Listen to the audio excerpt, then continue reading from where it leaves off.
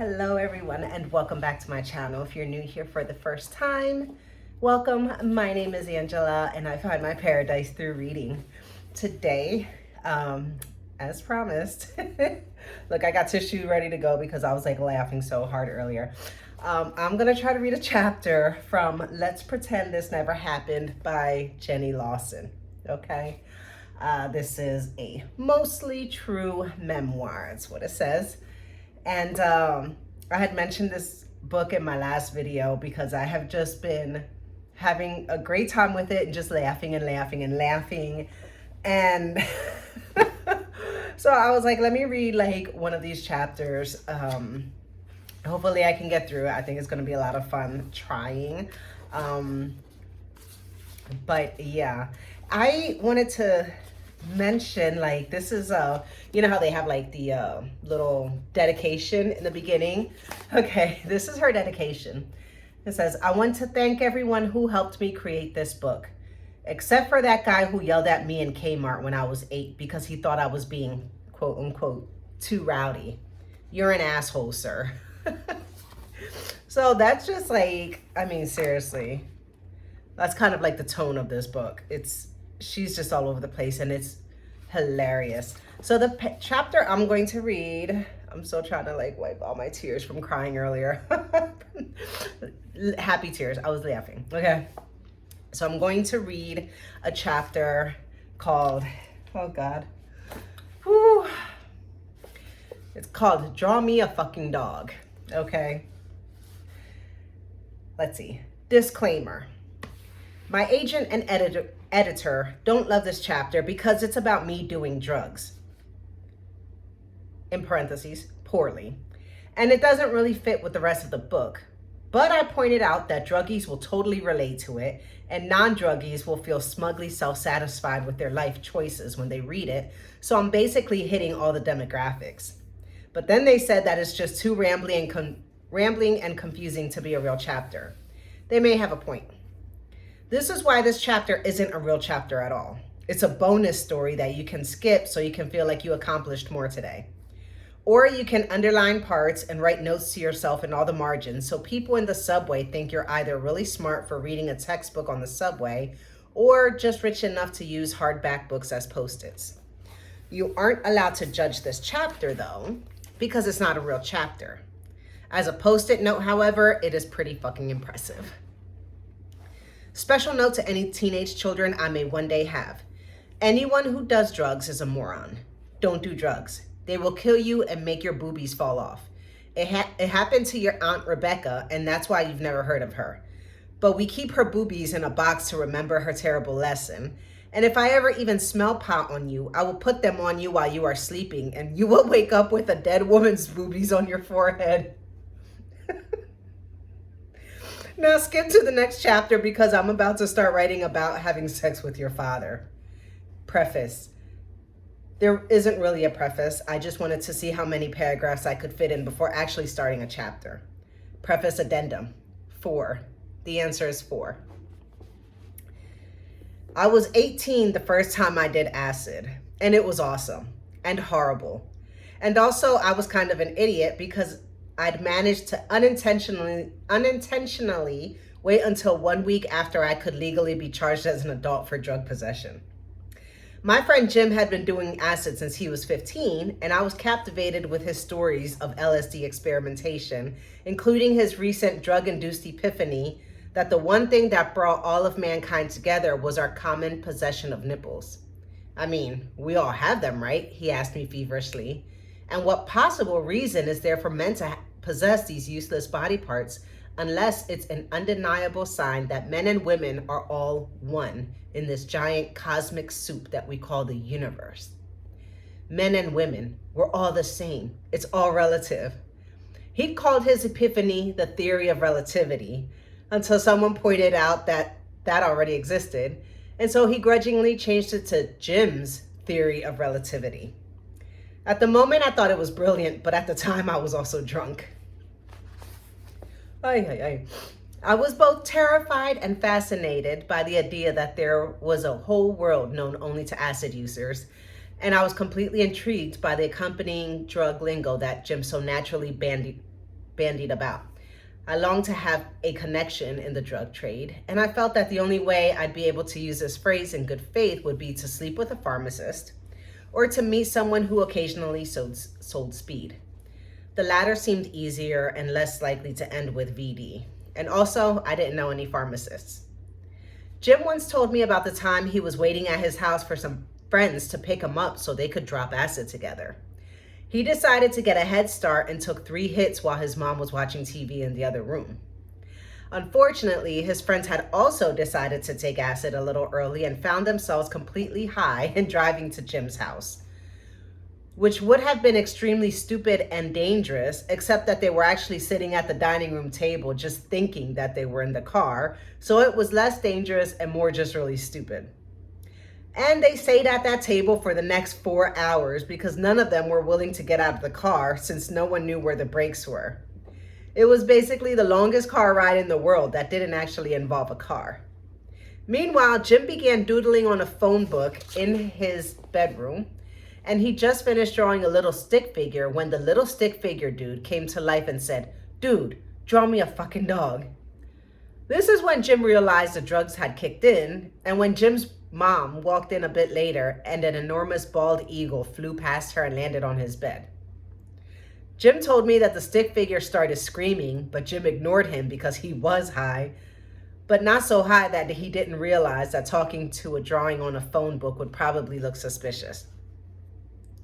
Jim noticed that his mom was staring at him warily, but at this point he was so high that he couldn't remember whether he'd asked her a question that she hadn't answered or if she'd asked him a question that he hadn't answered. But he thought it would be weirder to follow up whatever question he might have asked her with another question, especially since he couldn't remember the question he hadn't actually asked her in the first place. So basically they just sat there having this really awkward staring contest. Then the stick figure pointed out that if the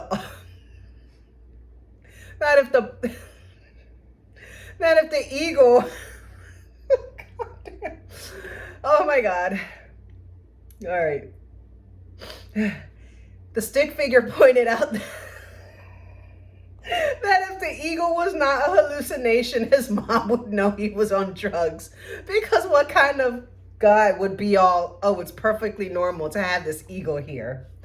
Jim laughed nervously and tried to give his mom a look that he hoped said something like, "Wow, the world is a weird place when eagles may or may not land on your bed, right?" But in reality, it must have said something closer to, "Holy shit, I'm fucking high." Because the next day, Jim's mom sent him to the local psychiatric/rehab center, which helped him find God and introduced him to narcotics far more addictive than any drugs he could have found on the street. When he came back, he was all about lithium and Jesus. And when I mentioned that I really just wanted to try LSD, he rolled his eyes at me as if he were some sort of wine connoisseur, and I just asked the best way to unscrew a bottle of Strawberry Hill. Druggies can be surprisingly judgmental. It's pretty much the only social circle where the same people you just witnessed shooting horse tranquilizers up one another's butts will actually look down at you for not being as cool as them. Unless maybe there's some sort of horse enema fetish social circle, which I'm not sure exists. Hold on, let me check the internet. Oh, holy shit, do not look that up, y'all. Luckily though, when you run with drug crowds, you eventually run into the perfect dealer. And for me, it was Travis. He was a long-haired blonde guy in his late 20s who lived at home with his parents. He always seemed to know someone with drugs, but seldom ever actually had any himself, which makes him not really a dealer at all. But whenever my friends and I needed pot, we called him because he was the closest thing we had. He was more like the middleman who protected us from the real dealers, who we imagined were large, angry black men with pierced ears and pagers who would probably make fun of us to death. Also in my mind, the angry black men were all badasses and they all carried switchblades that had names like Charlie Firecracker. I didn't actually know any black people at the time, which I probably don't even need to clarify here based on this paragraph alone. A guy I knew had a house on the outskirts of town and offered to host a small LSD party for me and several other people in our group who'd never done acid before either. So we called Travis and asked him to bring over enough acid for 6 of us that night. Travis arrived and told us the drugs were on their way, and about 15 minutes later, a pizza delivery car pulled up. The delivery guy came to the door with a mushroom pizza and an uncut sheet of acid. The delivery guy was in his late teens, about 2 feet shorter than me, and very, very white. But he did have a piercing and a pager, which was very impressive because this was still back in the early 90s, although probably the pager was just for pizza orders. His name was Jacob. Travis told me later that anyone could buy acid from Jacob if they knew the secret code to use when you called the pizza place. At the time, I thought it was probably something all cloak and dagger, like 1 pepperoni pizza, hold the crust, or a large cheesy bread and the birds fly at midnight. But in reality, it was probably just, and tell Jacob to bring some acid, because honestly, neither of them was very imaginative.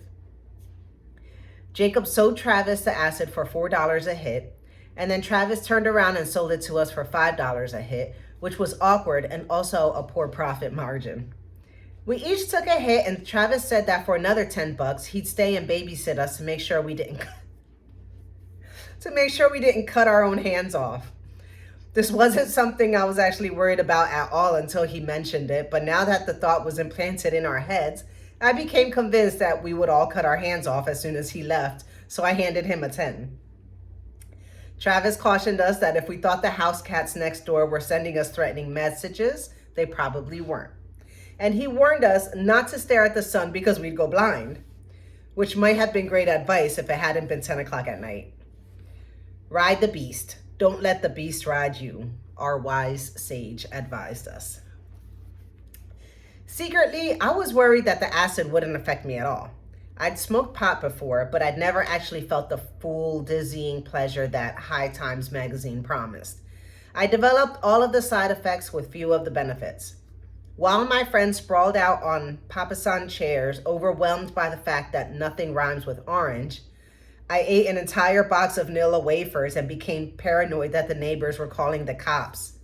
Schmorange, I'd yell while compulsively spraying air freshener to dampen the smell.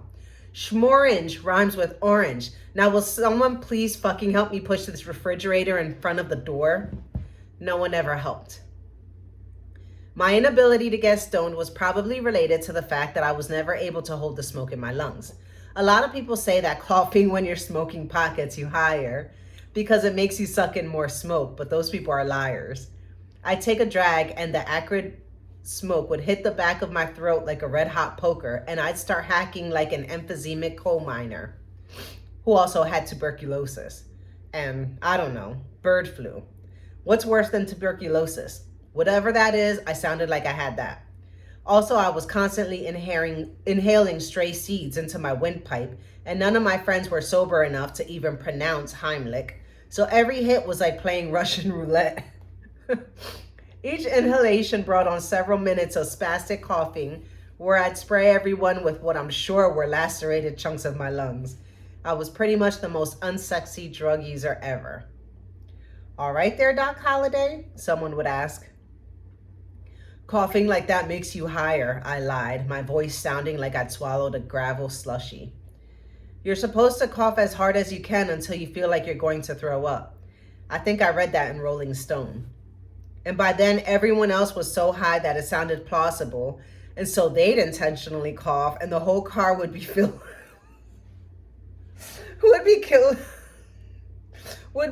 with flying spittle, and then eventually someone would almost make himself throw up. And then we'd laugh, because almost throwing up is kind of funny when you're vaguely high and covered with other people's spit.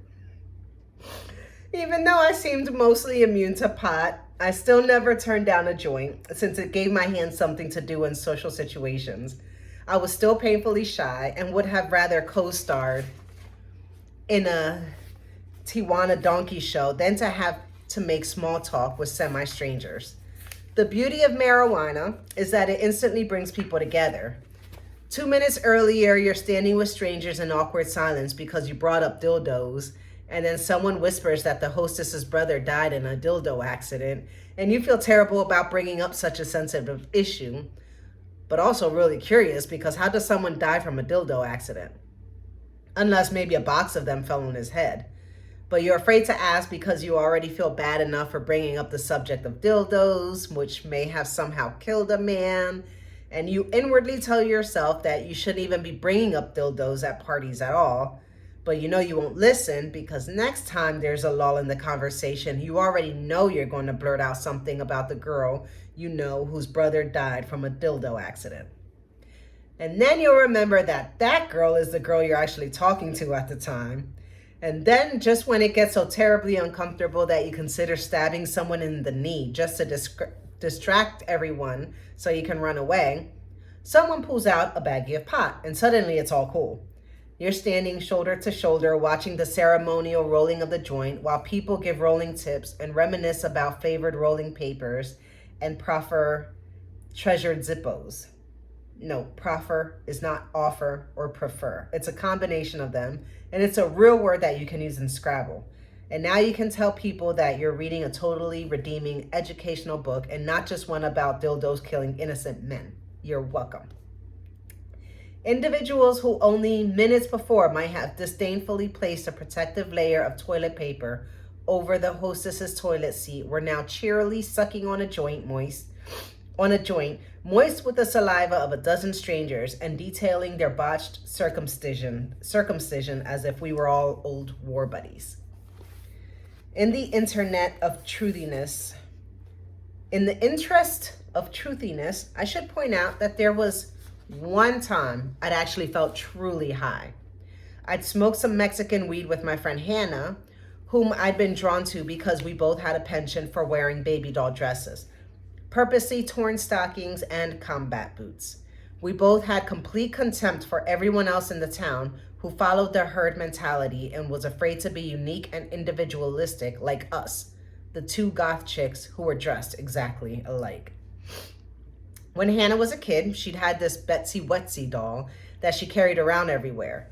You were supposed to feed her with a bottle and then she'd pee, but Hannah would always just pry off Betsy's head and fill her up to her neck with the garden hose. She also decided to skip the whole diaper thing and would simply squeeze Betsy's distended midsection, and a half-gallon of faux pee would squirt out of Betsy's rudimentary plastic urinary tract onto the neighbor's bushes. She takes after her father, Hannah would explain. Runs right through her. Eventually, Betsy's neck hole became stretched out from her head being pulled off so much, and the baby was lost. But Hannah held onto Betsy's head, possibly as a reminder that she probably shouldn't have children. Then Hannah got older, and we went through this stage where we made everything possible into a bong. Coke cans, light bulbs, melons. Then one night we used the baby's head as a bong. I'm pretty sure that's the only time that sentence has ever been used in a memoir. One would hope. I'd check it out on the internet, but to be honest, that whole horse enema fetish stuff scared the shit out of me, so I'm not even gonna look. We poked some holes into the top of Betsy's head, covered it with a wire screen, lit the pot, and sucked the smoke through Betsy's pink rosebud lips. After a few hits, I realized I was giggly and dizzy and nauseous and totally high. Hannah cockily claimed it was her exceptional Mexican marijuana, but I suspect it was the toxic fumes from the burned plastic of baby Betsy's soft spot. Regardless, it seemed worth the accompanying cancer risk because it was the first time that I actually felt high. And I didn't want to take anything away from Hannah because honestly, this was the pinnacle of bong crafts. And I thought it would be like the first guy Leonardo da Vinci showed the Mona Lisa to, asking, "Why is it so small?" And this was pretty much exactly what was going through my mind the night I took acid from the pizza boy. Wow, that is a really convoluted story. I blame the drugs. Anyway, I waited 2 hours for the acid to kick in and felt only mildly dizzy, and I began to resign myself to the fact that the only thing that might ever get me high was Betsy's burning scalp. Then suddenly things felt different. My body started to ache and get tight, and I figured I was either about to start tripping or I had the flu. I asked Travis, and he assured me that this was normal and was called the strychnine. And I was all, strychnine? Like the stuff in rat poison? And Travis nonchalantly said, yeah, they add a little strychnine to get the acid to bond with the paper, and it gives you many convulsions, but it's not enough to kill you, so chill out. Then I was like, I'm pretty sure you're not supposed to tell someone on LSD that they're having convulsions from rat poison, Travis. But I didn't say it out loud because I was suddenly afraid my shouting would go into my tongue instead over it, and then it would swell up and I'd choke to death. And that's when I realized I was probably high. Then I got distracted because I could hear this ringing sound, and I kept telling the other people to shut up so I could figure out what it was. But they were too busy licking the walls because they said the texture was exactly like licking a jawbreaker. I considered pointing out that it was exactly like licking a jawbreaker made of lead-based paint, but then I remembered that we had all just ingested rat poison, so I figured the damage was done at this point, and that if we survived, it would only make us stronger. Then I heard the ringing again, and I started creeping around the house on my knees because I thought maybe I could get under the sound waves of my drugged out friends, who were now freaked out at the revelation that no one could ever see their faces in real life because mirrors couldn't be trusted. I wondered whether Travis thought to hide the kitchen knives before we began, and I was going to go find him and ask when the ringing started again. Travis was struggling to pry a can opener out of a girl's hands, and he yelled, "Could somebody answer the goddamn phone?" And that's when I realized what the ringing was. That's also when I realized the amazing beauty of the ringing phone, a sound I now knew the sober world would never truly appreciate. Even the idea of the phone seemed somehow more significant. It could be anybody on the other end of the line, I thought to myself. It could be Mr. T or one of the Thundercats. The possibilities were overwhelming. I picked up the receiver and listened to the sound of the staticky emptiness across long distance lines. Hello? Travis? Asked the man on the other end. Me. No, this is not Travis. Is this a Thundercat?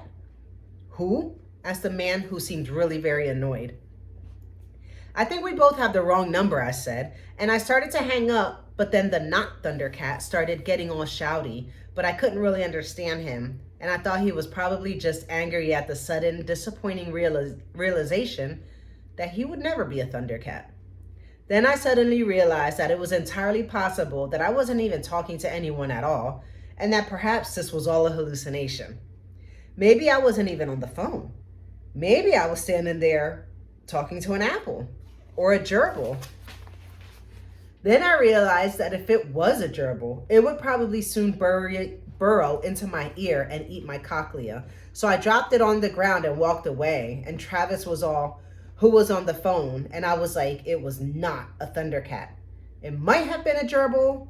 Does my ear look okay? This is when Travis probably should have just turned on the answering machine, but I think he'd actually taken a hit of acid himself because he seemed to be melting. And it's been my experience that most sober people don't do that. And then I started throwing up. I said, "Wow, I think I'm going to throw up." And Travis said, "No, you just think you're going to throw up." And then I was like, God, that's a relief. And then I threw up on Travis's feet. Then Travis gave me a mostly empty bag of sun chips to throw up into, and I sat in a dark room and threw up a lot. Like so much that I suspected I was throwing up things I'd never even eaten. Travis put on a single of the Doors singing LA Woman because he said it would help, and actually it did help, in spite of the fact that the whole house seemed to be dissolving, haunted, and filled with hairy goblins. Also, I was pretty sure all the closets had small fires growing in them, and every time the Doors tape would reach the end, I would start throwing up again, and Travis would hear me and have to rewind and start it again. This basically happened every 5 minutes for the next 4 hours. But somewhere in between the time when I was stomping out imaginary closet fires and the time when I finally fell asleep, I did apparently have a few moments of clarity and inspiration. I know this because when I woke up later next to a bag of sullied sun chips, I saw that someone had written a bizarre diatribe about Smurfs on the wall, and it was in my handwriting. And also, I'd written my name several times on the wall pointing to it because apparently I didn't want anyone else to take credit for my discovery that the Smurfs were actually peaceful bisexual communists. And that's when I realized that drugs were bad and I never took them again. Then I left and decided to get all new friends, but first, I scratched out my name on the wall and replaced it with Travis. I suspected that he might try to pin it back on me, so I dotted his name with a heart since everyone knew that I was not the kind of person to dot I's with hearts. Then again, technically neither was Travis. I was probably still a little high at this time. Anyway, my point is that drugs are a bad idea unless you use them only to distract people from embarrassing dildo stories.